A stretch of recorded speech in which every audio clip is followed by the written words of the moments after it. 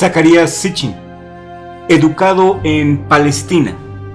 Las teorías de Sitchin se apoyan en interpretaciones personales de fuentes sumerias, babilónicas y mitologías del cercano Oriente, de la arqueología y de la Biblia. Las especulaciones de Sitchin acerca de la creación de la raza humana por los extraterrestres inició porque él interpretó las traducciones en lenguas modernas de los textos escritos en varias tablillas de arcilla que se encuentran en distintos museos del mundo. Aunque muchas de estas tablillas, mis amigos, son falsas o son inexistentes, no documentadas en ninguna fuente verificable externa al propio Sitchin. No hay pruebas. Llegó a confundir inclusive textos en acadio con textos en sumerio, inventándose las traducciones a la manera que él le dio su regalada gana.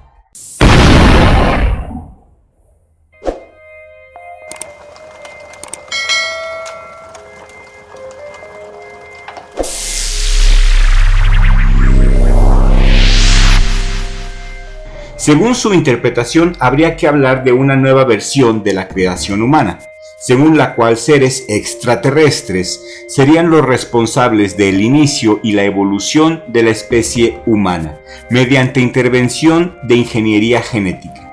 Estas interpretaciones han sido desacreditadas por expertos en lenguas antiguas. Y quien diga que se equivocó Sitchin ingenuamente, discúlpeme, pero a estas alturas de ventas no hay ningún error, mis amigos. Sabía perfectamente lo que hacía, sabía que estos cuentos de los Anunnaki venden como no tienen una idea, por eso lo siguió haciendo una y otra vez. Qué padre, ¿no? Repetir el mismo error una y otra vez con su cuento digno de la Guerra de las Galaxias.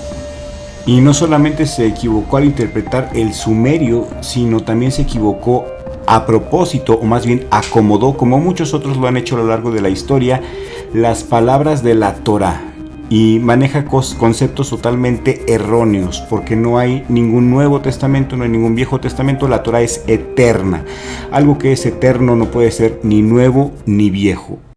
Y ahora vamos a salir de toda duda de una vez por todas. Cuando dicen, y Dios creó al hombre a su imagen y semejanza, eso no hay que tomárselo literal, mis amigos. ¿Por qué creen que soy el doctor cripto? Porque me encanta la información encriptada. Y la Torá, hay varios niveles de encriptación, y en uno de sus niveles, en el nivel más profundo, a decir verdad, se encuentra que la imagen y la semejanza del Creador es el árbol de la vida. Son las sefirás, mis amigos. No es ninguna semejanza a ningún pinche reptil o algo así. No, claro que no, porque no tiene semejanza.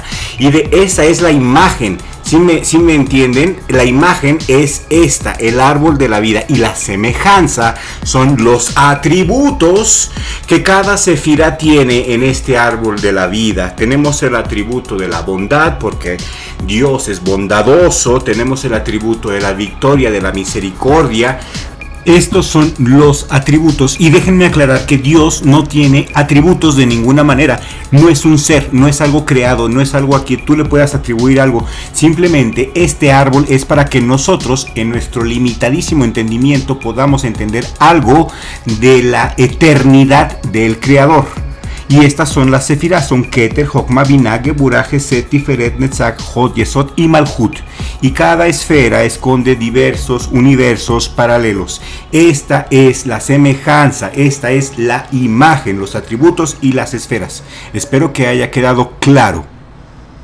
Todas las sefirás tienen un atributo, y a eso se refiere que nos hicieron a la humanidad, Adán, que es humanidad, a su imagen y a su semejanza. Esto quiere decir con las sefirás y a través del árbol de la vida. Y esto es un secreto antiquísimo que si tú estuvieras con los masones, este conocimiento te lo darían hasta el grado 33. Así es que valóralo y aplícalo. También Zacarías Sitchin en sus libros menciona que en la Biblia, según su interpretación, o mejor dicho, en la Torá, él dice que hubieron varios intentos de crear al hombre, varios intentos de Adam. Y sí, es verdad, el santo libro del Zohar y muchos escritos, el Sefer Yetzirah, así lo hace, que el creador, cuando iba a hacer al hombre, primero juntó a todos los otros dioses, a los Elohim. Los otros dioses, mis amigos, son las almas de los planetas, y todo esto es en un nivel metafísico, no de ingeniería genética. Sitchin lo hace ver como ingeniería genética por parte de estos Anunnakis con cuerpo, que viven, que cagan, que comen. Absolutamente no, eso no es verdad, y el sentido común te lo puede decir, mis amigos. Esa historia de que se les agotó el oro a los Anunnaki y nos usaron a nosotros como esclavos para acarrear el oro es estúpido. ¿Por qué ellos necesitarían el oro en primer lugar? El oro es uno de los metales más comunes en todo el universo, mis amigos. Y regresando al tema de la creación, alguien me puede debatir, bueno, entonces Sitchin tiene por lo menos algo correcto al decir que existieron varias civilizaciones creadas por los dioses. Correcto, sí, los dioses, las almas de los planetas, trataron de hacer varios intentos de hombre, y en su mayoría esos intentos resultaron monstruosos. Unos derramaban semen por la boca, otros eran monstruosidades que no podían hablar, y de repente el tetragrama, Yod Hei Bab Hei, dijo: háganse a un lado, dioses, yo voy a crear al hombre a mi imagen y a mi semejanza. Y creó la primera humanidad, el Adán, después de que los otros dioses fracasaron, porque el hombre que crearon era puro pinche monstruo que no podía ni siquiera hablar, porque para hablar solamente es una capacidad divina que el creador te da. Por eso nosotros podemos hablar y los perros no. Y no puedo entrar mucho a detalle porque sería prácticamente iniciar otro video, pero el alma tiene una anatomía, así como nuestro cuerpo humano, también el alma tiene su anatomía, y el alma consta de varias partes, y una de esas partes es la Neshama, que es una de las partes más elevadas del alma. En la Neshama se encuentra la cualidad del habla, o más bien dicho, la propiedad del habla. Los perros, los animales, tienen un alma más baja llamada Nefesh, y esa Nefesh no tiene la propiedad del habla. ¿Sí me explico? Y cada propiedad emana de un mundo diferente, y ese mundo emana de otro mundo, y así sucesivamente hasta llegar al infinito llamado el Ein Sof, que si este video tiene éxito, les gusta, tiene muchos likes y llama mucho la atención, podríamos hacer un video más a fondo de Cábala.